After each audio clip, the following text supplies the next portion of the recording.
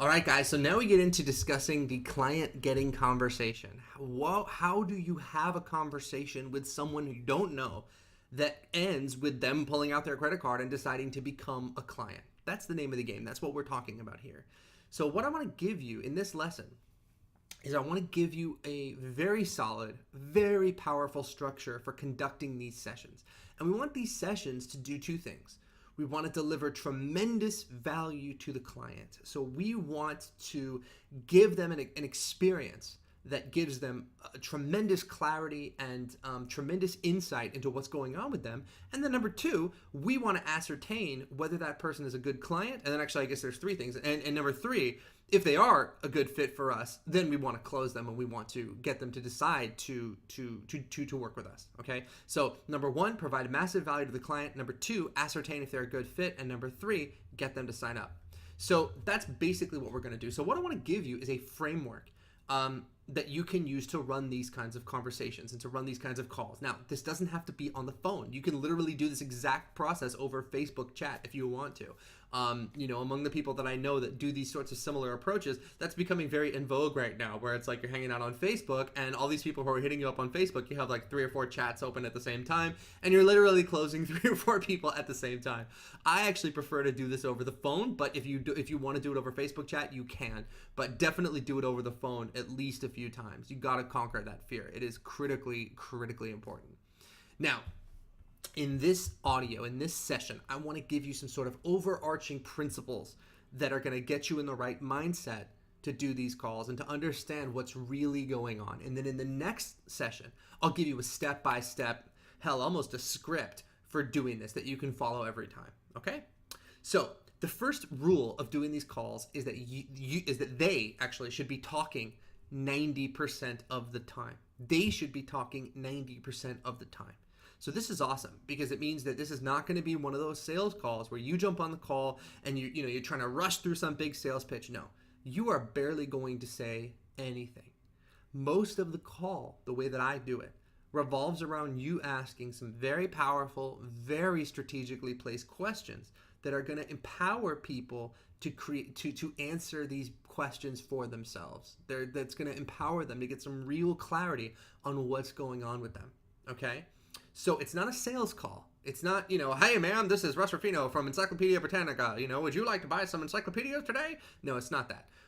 It's an interactive conversation where they are talking 90% of the time. You're leading them to a place of greater clarity and you're helping them make a decision about moving forward. Now, another thing to keep in mind. When they get on the call with you, a lot of the time they are going to be in the mindset where they want to get their hands on more information. And you're there to facilitate a decision. So bear that in mind, that if you do not take control of the call from the very beginning, and I'll show you how to do that, what they're going to do is try to get on the call and basically just rape you for as much information, as much free information as you will give them. You have to take control of the call immediately, and I'll show you how to do that. And the third point that I want to make is that there's no such thing as a maybe. Do you understand? There is no such thing as a maybe. Anything other than a yes is a no. Now, have some people said, hey, I want to think about it, and then gotten back to us and actually turned into sales? Yes, that has happened, but it is very, very, very rare. You want to bring them to a point of decision where they are either saying, yes, I want to work with you, or no, it is not a good fit. You don't want maybes, and you don't want I'll get back to yous, and you don't want any of that stuff. And don't fool yourself into thinking that if someone says I'll get back to you, that they're really going to get back to you. It is not going to happen. And when you see the way that this call unfolds, we are really bringing them to a point of great clarity about the problem that they're facing. So when you see this in the next session, you're going to realize that this call, this conversation is really not about your program at all. It's about point A and point B. It's about this predicament that they find themselves in and all the costs of staying there. And it's about where they want to go and all the wonderful benefits of staying there. And they're going to tell you all these things. You're not going to tell them, they're going to tell you. I need to hit a $10,000 a month income because right now my son is at this terrible school and I want to be able to afford to send him to private school. Oh wow, that's huge. It sounds like that's hugely important. Yeah, that's massive. Okay, well, where are you at right now? Tell me about his school right now. Oh my God, his school is so terrible right now. He's not making, his grades are suffering. There's bullies at this school. It's just an awful place. Okay, so what happens if you can't get it? If you don't get to that $10,000 a month goal and you can't send him to private school, then what happens? Well, it's going to jeopardize his education. He's not going to be able to get into the college he wants to go to. Okay, that sounds like this is something we need to deal with right away. Yeah, it is. Okay, great. And then you tell them about the program. So it's not a decision to do a workshop. It's not a decision to participate in group coaching calls. It's not about all your stuff that you have going on. It's about them making a decision to solve this problem once and for all. And once they've made that decision, right, and they've given you their reasons why, any hesitation they do is really just ridiculous. It's literally just them being a pussy, isn't it? Because they just got done telling you how badly they need this, not just for them, but for the people that they love. And if they're not willing to step up and actually do something to change their situation, then they're not really serious, are they? And they're going to stay trapped exactly where they are. And if that's the decision they make, awesome. That's fine. You're going to honor that. You're going to respect that. But deep down that it's not the right decision for them. Okay?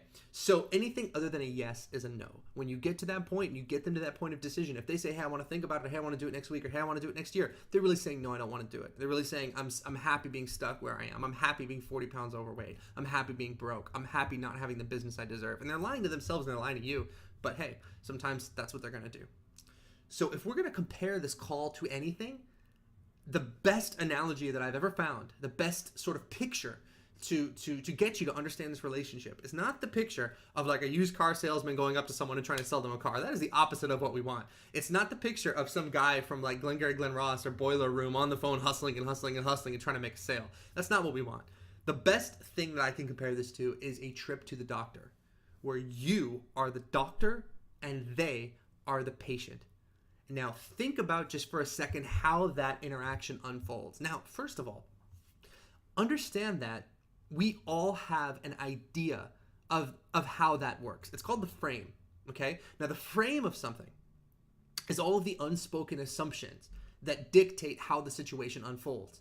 It's not the things that you say that dictate how a situation unfolds. It's all of the little tiny unconscious assumptions and beliefs that people bring into that situation. So for example, when you go to a restaurant, you have the assumption that you are going to be seated quickly, that you're going to be given a table that you like. If you don't like the table, you can request another table. That the waiter's going to come up to you. The waiter is, they're going to give you menus. You're going to have about 5 minutes to look over your menus. The waiter's going to come up to you. They're going to take your drink order. You're going to order drinks. They're going to come back. You're going to order food, and you're going to get your food in a certain amount of time that's reasonable, and that food is going to taste good. Now, this happens every single time you go to a restaurant, and it happens automatically. Nobody has to explain it to you because the frame, the unconscious beliefs that govern that situation are so powerful and so strong and so ingrained in us that we know exactly how the situation is supposed to unfold. And when it doesn't unfold that way, we're pissed off. We're like writing negative reviews on Yelp. Okay, so it's very important to us that that situation unfolds according to the beliefs that we have. All right.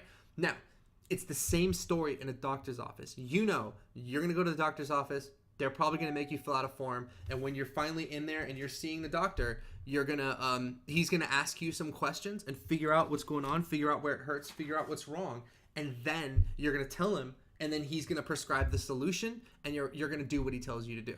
You just assume that those things are going to happen. And every time you go to the doctor, the situation unfolds exactly the same way because the frame is so strong. So that is the frame that you need to bring into these conversations. And here's the rule with frames. This frame is an NLP term, by the way. I use it. Basically, it equates to frame of mind is a good way of looking at it. The way it works is when two people go into a situation and they have frames that are in conflict, whoever has the stronger frame absorbs the weaker frame. So if you believe that someone needs to become a client in order to make the progress that they want to make, and they believe that they don't need to become a client to make the progress that they need to make, whichever one of you believes that more strongly, the other one is going to get sucked right into that reality. Does that make sense? When two people butt against each other who believe opposite things, The person who believes it more strongly is going to absorb the other person into their reality. This is what powerful leaders do. This is what charismatic leaders do. Their frame, their internal beliefs, their internal compass is so strongly set and so strongly fixed that just by being in the same room with them, you get sucked right into their reality before you even knew what happened. When I was bartending, I would see this all the time. I would see beautiful women suck guys right into their frame. What they would do something like, they would say things like, well, are you going to buy me a drink? And the guy would do it. Well, what does that presuppose? It presupposes that the guy has some obligation to buy her a drink, that he should be spending his money to hang out with her. It presupposes that she's more beautiful than he is, that she's more desirable than he is. It sets her up as being sort of the prize in the situation. All these things happen because that's her frame. And her frame is strong, and it sucked the guy right into it. So, sorry for that digression, but this is an important thing to understand. The frame that we are going to impose on this situation, the set of beliefs that we are going to impose on this situation, that we're going to kind of go in with, is very much like the set of beliefs that a doctor has. He is the authority. He knows what is best for you. He knows your body better than you do. He knows your health better than you do. You're going to come into his office, he's going to ask you what's wrong, and you goddamn well better tell him, and you better be honest, and then he's going to tell you what the fuck you need to do, and you're going to do it. That needs to be your mindset on these calls. Does that make sense? They're going to come to you. You are the authority, right? They have something wrong. They have something that isn't working. If their business was working, they wouldn't have signed up for a strategy session with you, would they? Right? Something is wrong, and that's why they are coming to you. Now, your goal on this call is to pinpoint what that is as quickly as possible and to figure out all the costs of staying there and to get them to make a decision to do something about it. Okay? So, these calls are just like a visit to the doctor. They come to you. You are the authority. You get to decide what happens. You're going to ask them questions about what's wrong. They're going to tell you, and you're going to prescribe the solution. They'll either take it or they won't. And if they don't, it's your job to make sure that they're clear on the consequences of that decision. So for example, if you go to a doctor, God forbid, and the doctor tells you, hey, you know what, you got to stop drinking or your liver is going to fail. He cares about you, but he says it in a matter-of-fact way, doesn't he? He doesn't beg you to stop drinking. He doesn't plead with you to stop drinking. He doesn't try to sell you on the fact that you need to stop drinking. He just tells you with absolute authority, listen, I've been doing this for 20 years. If you don't stop drinking, you are going to experience liver failure and you are going to die. Is that what you want? No. Okay, great. Then we need to put you in a program so you can quit drinking. If you decide to disregard his advice and drink yourself to death, that's your choice, isn't it? You know, it's no skin off his back. That's the exact mindset that you need to have on the calls. These people are going to come to you. They're going to tell you what's wrong. You are going to prescribe the solution, which is to join your course and to work with you if that person's a good fit. And if you think you can help them, you prescribe the medicine. You prescribe the medicine. The medicine is your course. If they take it, great. If they don't take it, hey, it's their loss. Yes, it's tragic. Yes, it's sad that they're not going to get those results. Yes, it's sad that they're going to keep struggling with all these things that they're struggling with. But hey, you know what? It's not your problem. You're not there to make a sale. You're there to get them to a point of decision. Does that make sense? So it is literally just like a trip to the doctor. Now, let me add one other little wrinkle. In addition to having this doctor's mindset, you also need to be a doctor who is very picky about who he works with. And you demand certain things from your patients, things like compliance. You're only going to work with a patient who understands that he needs to change right now. You're only going to work with a patient who's going to do what you tell him to do. And additionally, your treatment, your magic, it's not going to work for everybody. No treatment will. So for example, if somebody comes to me and they're like, hey, Russ, I'm in this network marketing company and I sell this $20 seaweed wrap, can you help me? My answer is no. I'm sorry. My magic's not going to work for you. My treatment is not going to work for you. There's other people who can probably help you. I'm not one of them, so God bless.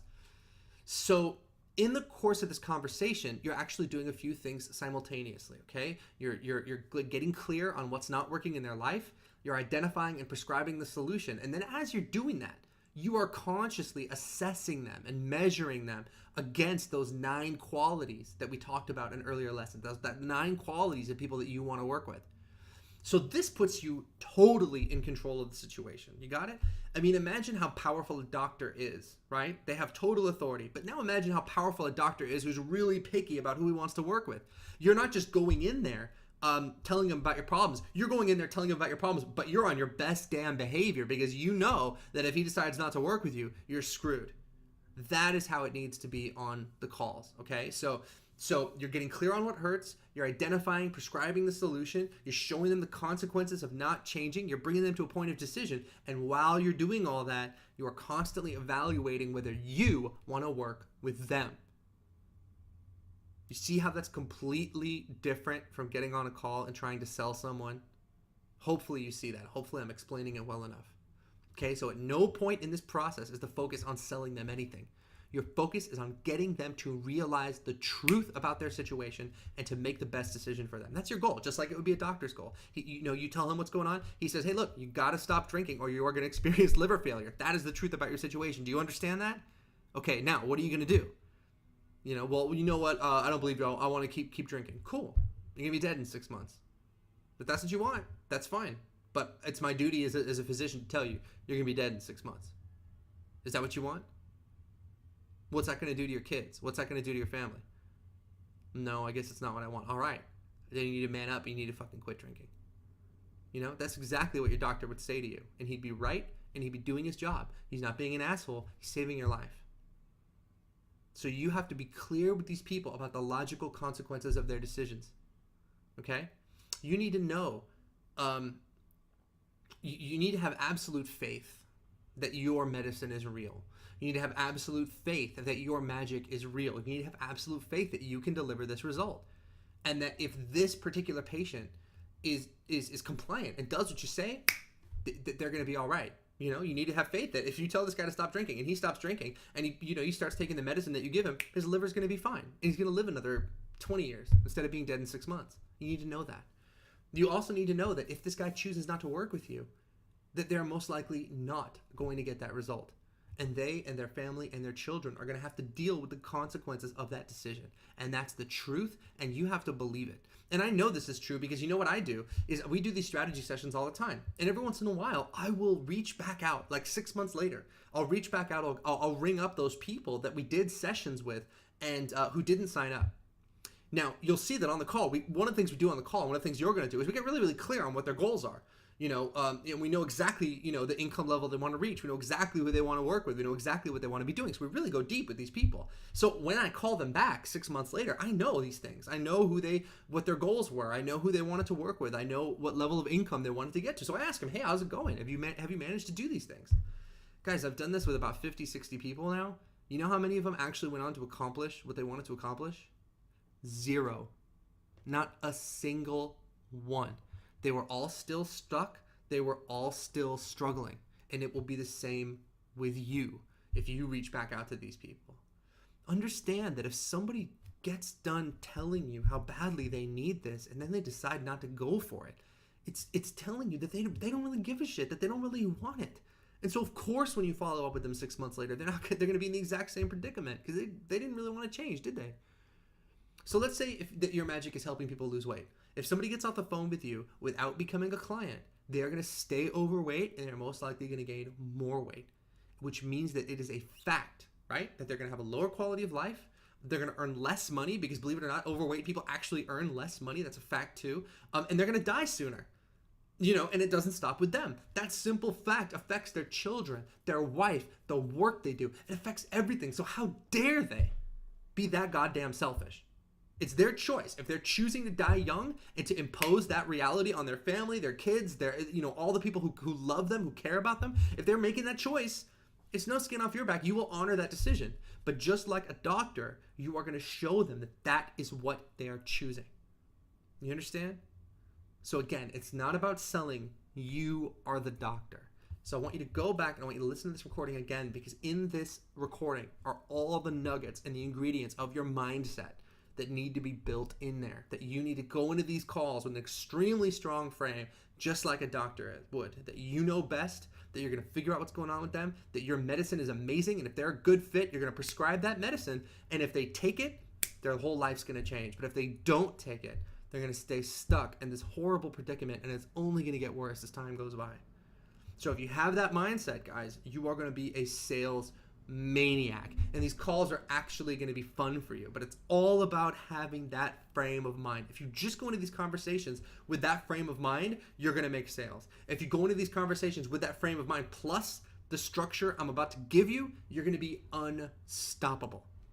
And again, this is one of those things where just by doing it, just by cultivating this mindset, your webinars are going to be better, your emails are going to be better, all the marketing that you do is going to be better, and you're actually going to be better when it comes to working with clients because you're going to be in touch with your own authority. You're not going to take shit from anybody. You're not going to accept excuses from anybody. You're going to understand that you are the doctor and you get to prescribe what happens. And if they do it, they get the result, and if they don't, they won't. All right?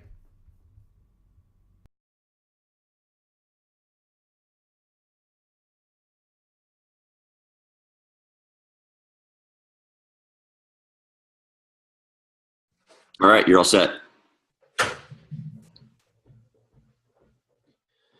All right, everybody, how's it going? It's Russ and Mark, and we are here to do our third session of Sales on Demand about call structure. So let me go ahead and share my screen with you guys so you guys can see what we're looking at here. Can you guys see my screen? Yep. Awesome. All right, guys, so call structure, let's start this over. Call structure is the name of the game today, guys. We are on week 3, and we are going to talk about the call structure that we use that really changed everything for us when we started using it. Made a massive, massive difference in our business. And so this is sort of the second piece of the puzzle. Okay, so we're going to give a high-level overview of our call structure today. Now, what we're getting into now is the external part of Sales on Demand. So this is about what you actually say on the call and how we actually run these calls. Now, here's the thing though. None of this is going to work for you at all unless your inner world is 100% aligned with it. So what that means is that this information is in no way, shape, or form meant to replace the stuff that we've been talking about. So we've been talking a lot about the internal side of things, and we wanted to start there because we know that that's the engine, right? That's the engine, that's the gas, that's what's turning the wheels. What we're about to give you now is the route that you're gonna drive, okay? But unless you keep that engine running, keep that motor running, and keep yourself strong, you're never gonna be able to follow this path that we give you. So you've gotta have both. You've got to have a really kick-ass structure, which is what we're going to go over today. But then you've also got to have very, very strong internal beliefs, a very strong internal mindset, and all that other stuff that we've been talking about. So, you know, and the reason I don't want to beat this to death, but the reason I'm bringing this up is that a lot of the time, once we get into scripting and call structure and everything, everyone's focus tends to go right to that. Where it's like, oh my God, I got to say the right words. And oh my God, I got to make sure I'm hitting that structure perfectly. And oh my God. And it just becomes all about what you say. When what it is at the end of the day, guys, is what you say plus what you believe and plus what's going on inside. So make sure that as we get into this external stuff and as we get into this stuff about structure, that you don't let this replace what you've already learned. You just let it add to what you've already learned. Okay, everyone got that? Go ahead and type yes in the chat if you guys are down with that. All right, awesome, fantastic. Then let's get into it. So when we switched over from doing things the way that they are commonly taught in the marketplace, which is using a lot of outdated sales techniques and just a lot of old stuff that just doesn't really work, when we gave all that up and put our heads together and came up with this, our close rates on our calls went way, way up, and refund requests absolutely disappeared. And, you know, people now are coming into our $10,000 to $42,000 programs in a strong, empowered, ready to work state. And the reason why is because this sales process aligns with how people make decisions naturally. So we went from using a process that sort of tries to force the issue to doing one that just works naturally with the way that people work. And it's made a massive difference in our business. Our you know, clients are happy and they're kicking butt and everything's fantastic. And our close rates have gone way, way up. So that's the power of what we're going to be sharing with you guys.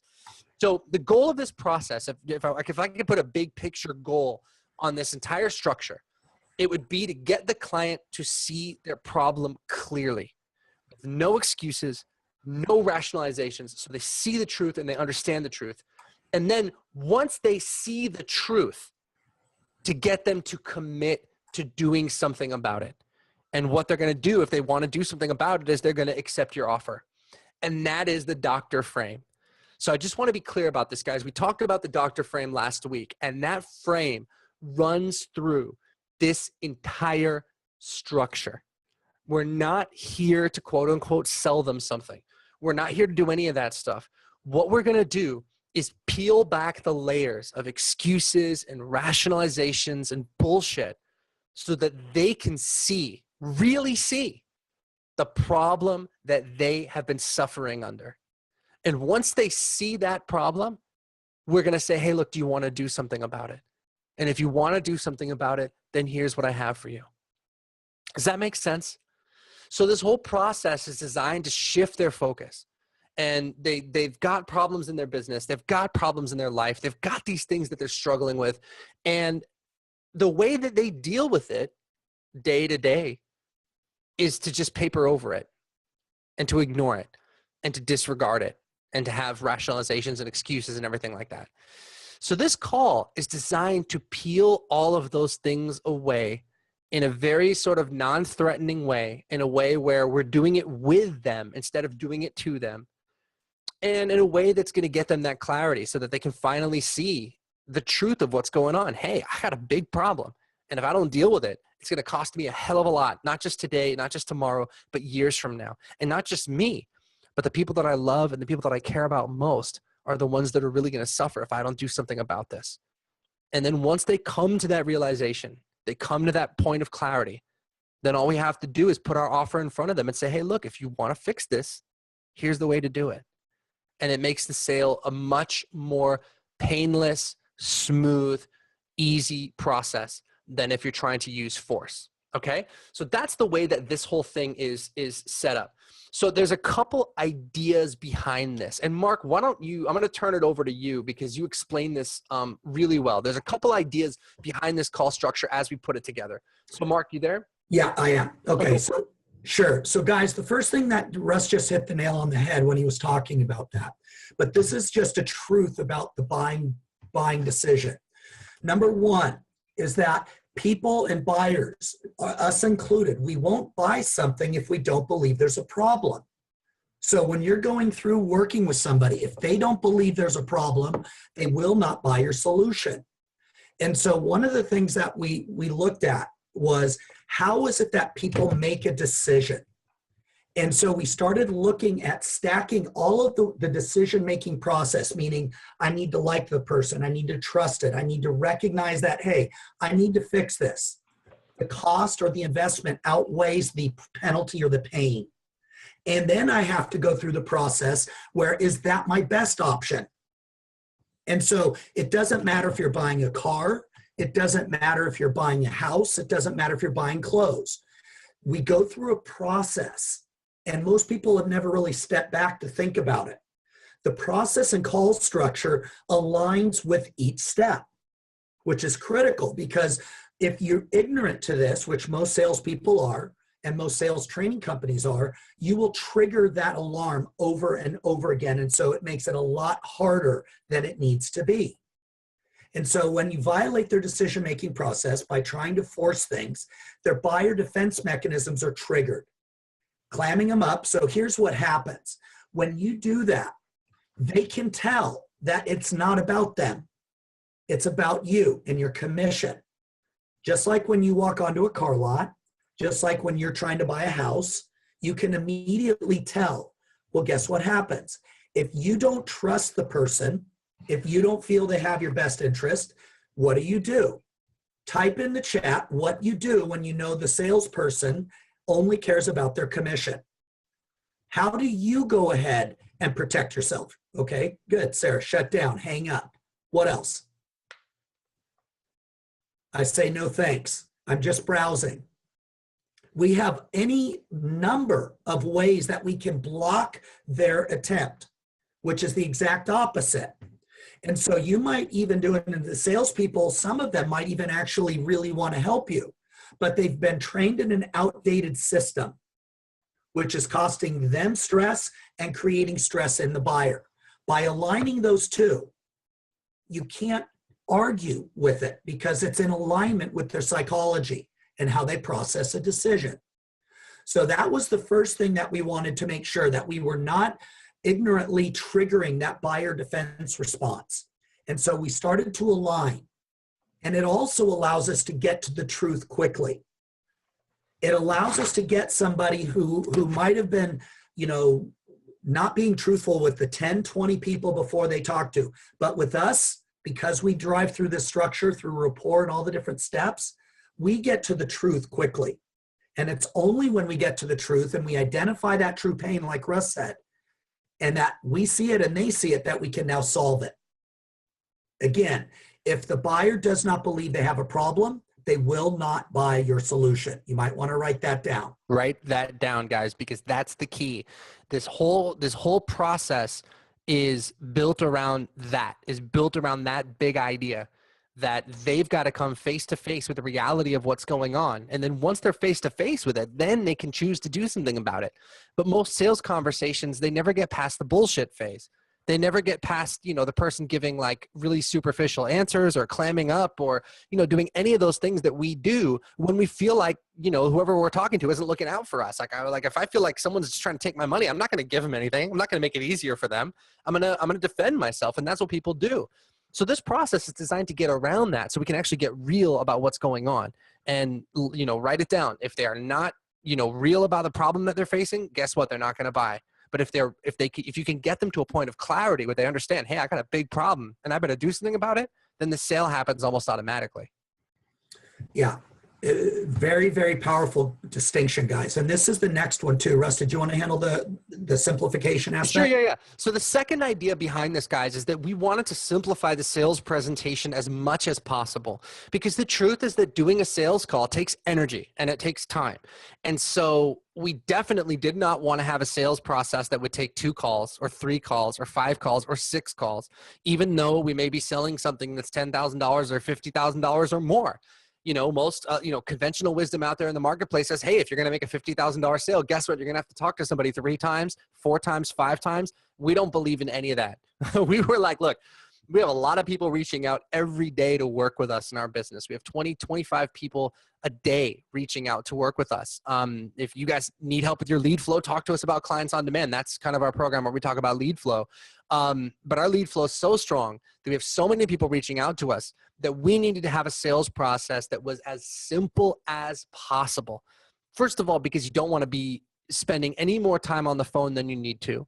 And second of all, because you want to protect your time and you want to protect your energy. Speaking to 3 or 4 people a day can be very, very draining if you're using a process that wastes your energy and drains your energy.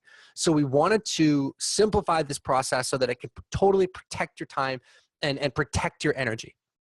And so what we've done is we've done our best to eliminate all of the fluff and focus only on what is necessary for them to get a decision on one call. So if it's not essential, we've cut it. If it's not essential, we've eliminated it. And so those are the 2 big ideas behind sort of how we came up with this. So let's talk about why structure matters and syntax and what that means. Mark?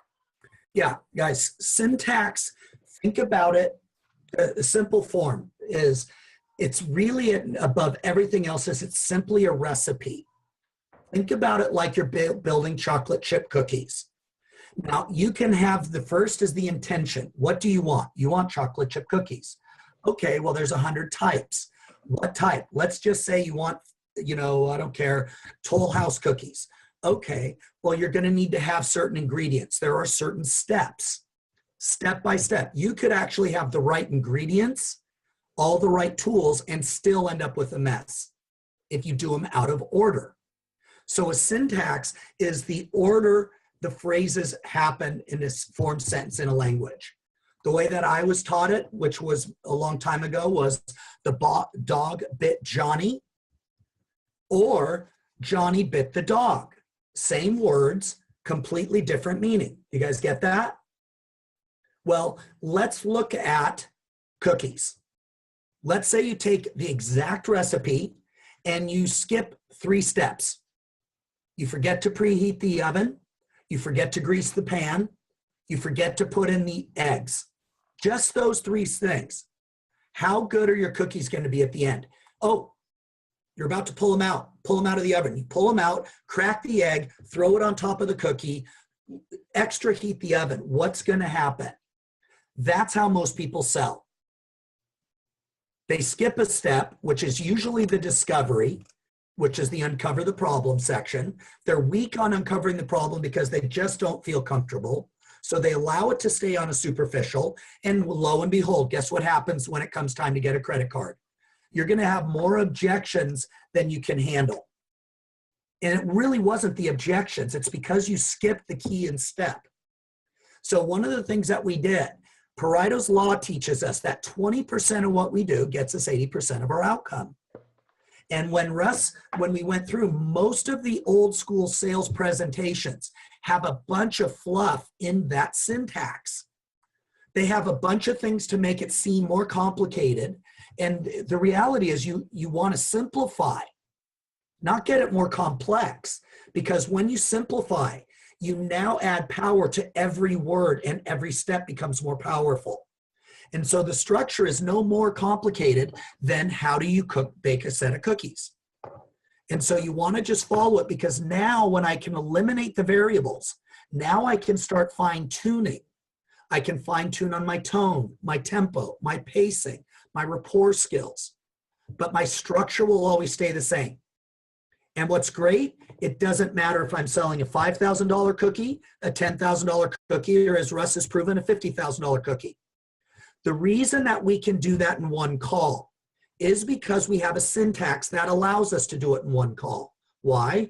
Because it is like a laser at getting past the BS and getting to the problem better than the other models. It gets right to the matter, and once you have that identified and the buyer believes and understands they have a problem, this recipe allows you to present the solution right there, right then, in a powerful way.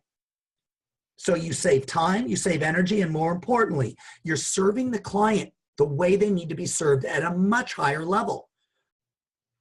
Nothing else really matters other than once you get to that problem. It's great that you went to the same college. It's great you didn't go to the same college. It's great you're both men or women. It's great that you're both American or not American, all of which is irrelevant. What is relevant is they have a problem, and better than anybody, you are the expert that allowed them to identify it. So a structure like this one is a syntax. It's a series of steps and words in a series, in a sequence that gets us the outcome at a very high success rate. Does that make sense, everybody? You don't need to overcomplicate it.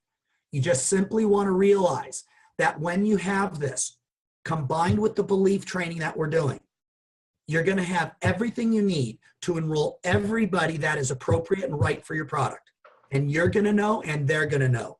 And you're going to have the confidence that you're not leaving money on the table, because you're also going to know people that should not be in your program.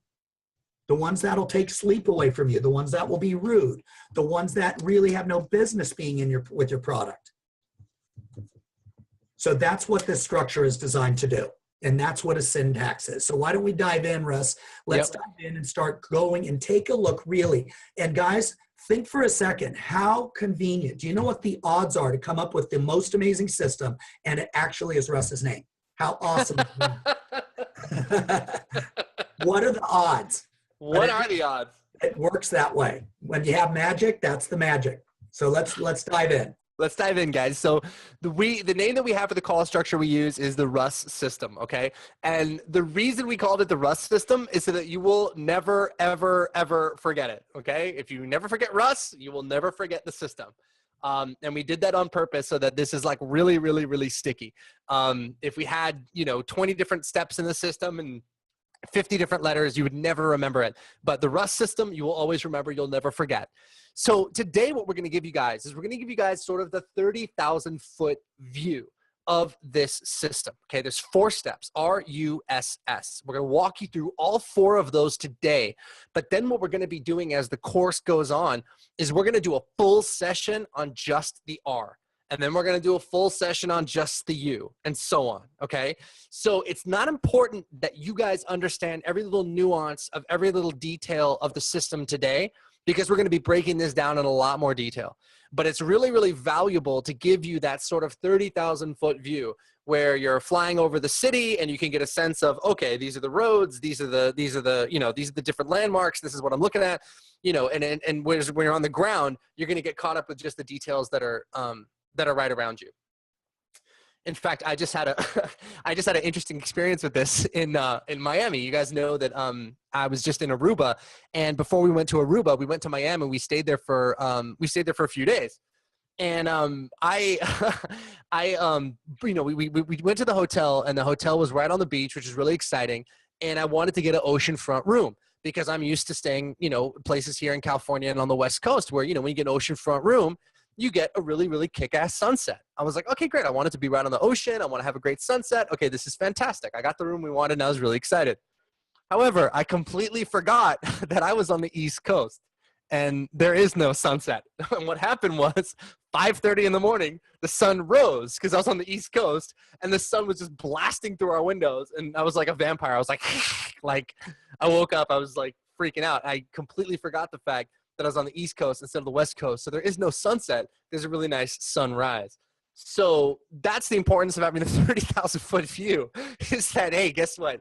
You understand where the hell you're at and how the pieces fit together, instead of getting lost in all the little details. So that's what we're going to do today, guys. So just try to stick with us and get your head around the basic ideas behind this system, and the big concepts is what we want to give you today. I'm not expecting that we're going to go over this today and you're going to go out and be able to apply 100% of what you learned on your next call.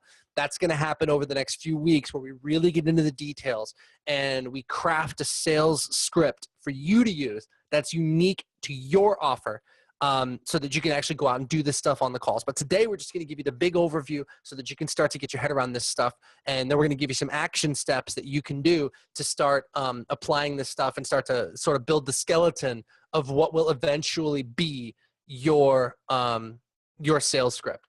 Mark, do you have anything to add before we get into this? Yeah, I do, guys. This is really important because, Russ, you've talked about it before, where you talk about, two guys go into a bar to meet a girl. It's the belief underneath it that's going to make this important. And if you think that you have to have all the specific right words and the right, oh my God, I got to memorize this, I got to memorize that. No, you don't. You simply need to understand the process steps. And then within each step, you're going to find there's actually more freedom in this program than without it. Without it, you're winging it, and it will exhaust you. But within this system, there's only 2 to 3 things that you have to check off at each section. And so you're going to notice that it goes from a 30,000 foot view, then down to a 10,000 foot view, then down to a 1,000 foot view, and then you're right next to next with somebody side by side. And so we'll break it down that way. And it's so powerful. Because when I was learning and putting this together too, I noticed that I don't have to worry about step, let's say 7, because at the beginning, I only have to worry about 1 and 2. When I'm working at the first step, what are those outcomes? And so you're going to actually, at the end of this, just like you guys have posted on Friday's call, you guys are getting it faster because it really works. And number 2, it's simple. And that's really what you're going to notice. The genius is not coming up with more crap. It's simplifying and identifying those keys that make all the difference. And that's what you're going to see with this system. So that would be just what I would throw on top of that. Yep, absolutely. So each step of this, guys, each step of the RUSS system, RUSS, each step has an outcome, or in most cases, a couple outcomes. And the goal for each of these is to hit the outcome. So it's more important that you hit the outcome for each step than it is that you sit there and robotically read a script or rush through the script. Okay. So just bear that in mind for now. That'll make more sense when we start to explain to you what these outcomes are. But each step, RUSS, has its own outcomes. And when you've achieved those outcomes, then you know you're ready to move on to the next step. Does that make sense, everybody? All right, cool. Excellent. All right. So the system has 4 steps. Like I said, RUSS. The R stands for rapport. Okay, that's where we start, is to get rapport. That is the very first step. Then the U is uncover the problem. The first step is we size up, the first S is that we size up the client. And then the second S is that we sell the solution. Get rapport, uncover the problem, size up the client, sell the solution. RUSS. So here, guys, is the big picture overview of each of those steps. Mark, take it away. Sure. So let's start diving in. And first we want to look at what is rapport. Everything, and write this down, circle it, star it, everything. You want to go ahead and be a master objection handler, start with your rapport. So what is rapport? It's a close and harmonious relationship in which people or groups concerned understand each other's feelings and ideas and communicate well. I just put it in the note. Boom. That's what it is. And you're going to notice that other people teach you about rapport. I'm doing rapport to you, but just like that buyer defense response is there, and we'll jump on examples of what this looks like in depth. But the real is, do I connect with you? Step number one, the first outcome, do I connect and build trust? And then two, in the rapport phase, is to frame the call. Those are the two outcomes you want to be clear of. Now, guess what? I want to connect and build trust. Until I connect and build trust, I don't go to the U section. I have to make sure that I really connect with Russ or with Jane or whoever I'm on a call with. And you can just tell. And it's not superficial. You can tell when somebody truly cares about you. You can tell when somebody is there to serve you and support you and be there. And you really want to make sure that you're connecting. And we'll dive really deep on this, deeper than anybody. You're going to know when you have rapport, and you're going to know when you've lost it, and then how to regain it if that happens. But that's the first step. And so what? Go ahead. Oh, I was just going to say, guys, so when you do rapport wrong, again, and we mentioned this at the beginning of the call, but I really want to make this clear.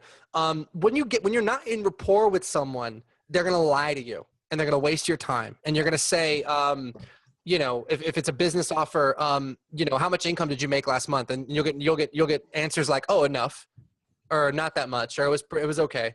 Oh, you know, really good. Yeah, you're really good. Yeah, things are great. You know, tell me what's not working in your business. Oh, nothing. Things are great. It's like, okay, that's a terrible way to start off a call, because they've got all their defenses up and they're not giving you real answers. They're not giving you the truth. And when you're not getting the truth, it's because you don't have rapport.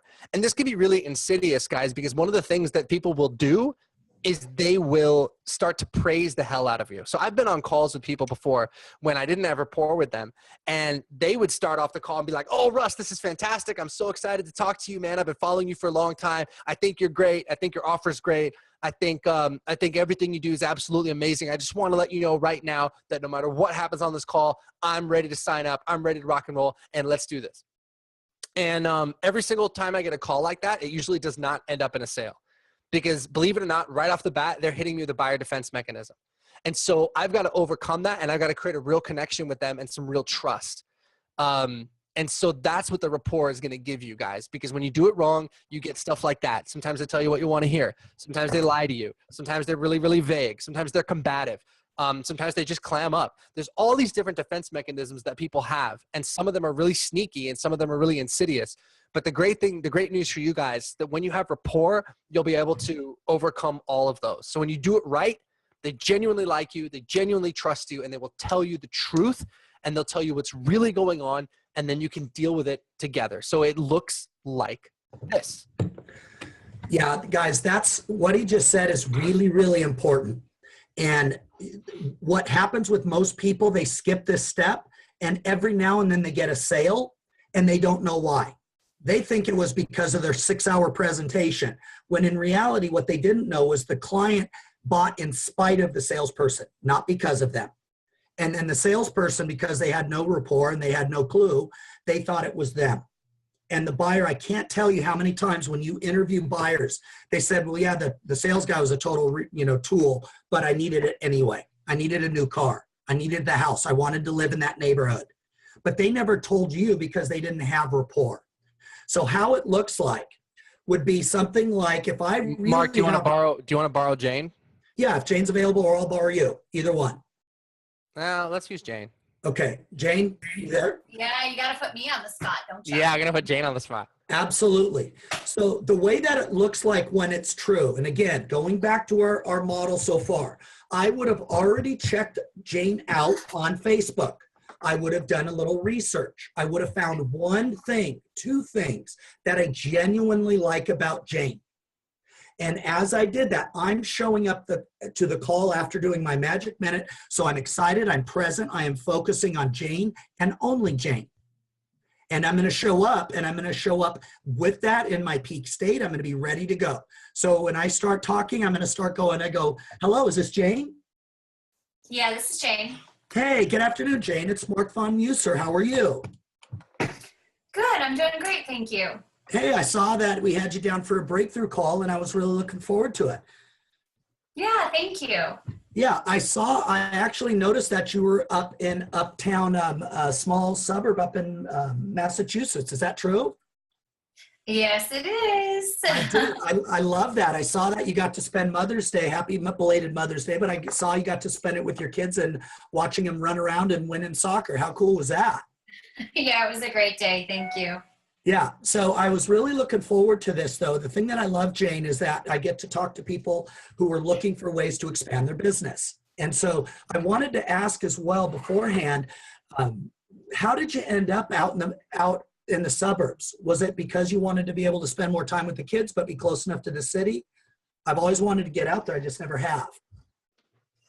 No, I actually make a joke that when I met my husband, we were living in San Francisco, and I fell in love, and he did a bait and switch and moved me out into the suburbs. Awesome. How awesome is it, though? What an amazing place to raise your kids there, though. Yes, it's a great place to raise the kids, that's for sure. Yeah, I'm in the suburbs of San Diego, so I'm kind of on the outskirts as well, but I would have gone crazy if I was living in San Francisco. So we'll go from there. So, okay, so we can go ahead and fall out. So guys, but I wait until I look for something that I believe that is genuine. I look for something that I can connect. Now, let me do the same thing without having a true rapport so you can see what it doesn't look like. Ring, ring, ring. Hello, Yeah, hi, is this Jane? this is Jane. Yeah, hi, Jane. This is Mark with Clients on Demand and Sales on Demand. How you doing? I'm doing good, thank you. Excellent. I had you down here for a breakthrough call. Is that correct? Yes, that's correct. Okay, good. So I noticed that you're a mom. Happy Mother's Day. You must be a great mom. Thank you. I'm such a bringer. Isn't it stupid? I Guys, was just like, I don't even know what you're gonna say, but I gotta tell you, I'm like, what the hell is this tool saying to me? Right. guys, You that's guys, you guys should do this seriously with each other or practice, because even though I know rapport, I gotta tell you, I was smiling, I couldn't help it the first time, but the second time I'm sitting there going, who is this? Like, that's my internal thought, like honestly, my feelings around it. yeah. Guys, it's not, and people do that all the time. If you're over the phone, gee, you sound like a really great guy. Wow, you're really smart. Wow, I'm so honored to be talking to you. And it's BS, and they can feel it. And it's like, so we're going to talk about how to build deep rapport, but I just wanted them to know. I want to connect and build trust so they realize that I am just a regular person here to find out if we can help your problem. And then again, how long should you spend on rapport? As long as it takes to connect and build So trust. you have it. Yeah. You have it. I had this one time, I had a 90-minute presentation, and the client literally had her arms crossed, would not answer me. She had a wingman, and the wingman answered all the questions. It took me about 80 minutes to get rapport. I did not talk about anything else until I got those arms uncrossed. And the sale went down in about 5 minutes, and she bought a $20,000 product. And so the key, though, is if they don't believe they have a problem or they don't trust you or like you, you cannot control the process. You might get a sale maybe once out of 10 times, but they bought in spite of you, not because of you. So you need to make sure that you connect with them, build trust. and I'm genuinely showing up, when we get into rapport, we'll drive really deep. So it's really obvious when you're not in rapport. And then the second part though too, is that you also, the first one is I want to connect and build rapport. Then in addition, I want to frame the call. Framing the call will save you more headaches than you can imagine. Framing the call sounds something like this. Jane, I really want to be respectful of your time and my time, and I really want to make sure we get the clarity on why you called. So to do that, what I find works best is let's take a quick dive into your business right now. We'll look at what's working, what's not working, and then we can look at where you want to go. And if we can help you get there, we will absolutely tell you and show you how. But if not, we're going to steer you to somebody else that can support you and get that outcome. And no matter what, we're going to make sure we get clarity, you get massive value, and we have some fun. Is that fair? Sure, sounds great. So by framing the call, guys, now I'm in a situation where I'm telling her about the journey. I'm closing doors on the outside, meaning I'm no longer going to be talking about her beliefs on politics, about where she grew up, unless it serves me. So that, yeah, exactly. So that's the part that I want to make sure that I'm framing the call. And if I need to frame the call because I have a tight timeline, I'd say, and Jane, we have 30 minutes or less to make sure we get that outcome. So with that being said, why don't we dive in and start with probably the most important question? And then we start, that's a bridge. That's a bridge to the next step, to the you. So that's how rapport works, guys. And you guys can see it's very, very powerful stuff. So again, we're going to do a deep, deep dive into this in the next section. Actually, that's the next session. But Phil already wrote in the chat, this feels like Hogwarts. And that's awesome, because this stuff does feel magical when you do it right. And we want you guys to absolutely get to the point where you've mastered this, where you can walk into any room, you can walk into any encounter with another person and get into rapport right away, no matter how, standoffish they are or whatever. We want you to be able to break through those barriers and create a real connection. And that's what we're going to show you guys how to do. All right.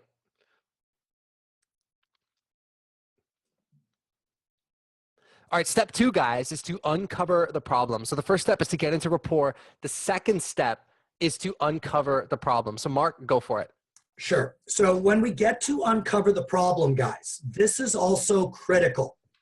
I would say probably 8 times out of 10, when salespeople get a lot of objections, it's either number 1 or number 2. Either they don't have rapport, which is usually pretty common, and I mean real rapport. But number 2, they're only asking superficial questions. They're playing along with the buyer. They're allowing the buyer to control the conversation where the buyer is asking the questions, and they never uncover the problem. So the key is, if you want to start rocking your calls, how good are you going to be at uncovering the real problem? And so in order to do that, that's really where you need to be. And so you want to identify what the real problems are. You have to dive past the obvious. Most people will have they will have stories. They're going to have superficial problems. But the real problem, the superficial one, is usually the one that makes them sound virtuous. It's not my fault because. Well, it's not a big problem here. There's a real problem below it, and that's where we get really good. When we can get past the superficial and uncover the real problem, all of a sudden, you're going to have people going, wow, I've never thought of that. Wow, that's a really good question. Damn, I never thought about it was affecting my wife. Wow, I never thought it was costing me my dream. Wow. And you have to get past that obvious. And the client, there's 2 outcomes on uncover the problem. Number 1, single most important thing is that you understand the client's problem. You have got to be crystal clear on the real problem, not the superficial one. Oh yeah, everything's okay. I just want to make $1 million just because. The superficial, I want to know what's really eating at him. Oh, you want to make $1 million. He will not buy if that's the reason. Now, if I can find out that he doesn't feel like enough, that his dad told him he'd never make money, and that he feels like a loser, now I've got something. So I don't accept the first level. I drive and probe, just like an attorney, just like a doctor. You go into the doctors. I had the broken ribs. If I went into a doctor and I thought, hey, doc, you know what? My ribs hurt. I think I slept wrong. I might have creaked them a little bit. The doctor is practicing malpractice if he doesn't do his job. His job is to say, okay, you might be right, but let's take another look. How did it happen? How long ago did it happen? Oh, it was involved in a race car accident. Okay, boom. And he starts driving deeper. He says, why don't we find out for sure? And then all of a sudden he says, let's get some x-rays. Let's take a look under the hood. And the next thing you know, he finds out that there wasn't a broken rib, not just a broken rib, but the type of broken rib, if I was stupid and ignorant, it would have broken further and punctured my lung. And then I would have had a life crisis. So that's the kind of focus and intensity you want to think about with these problems.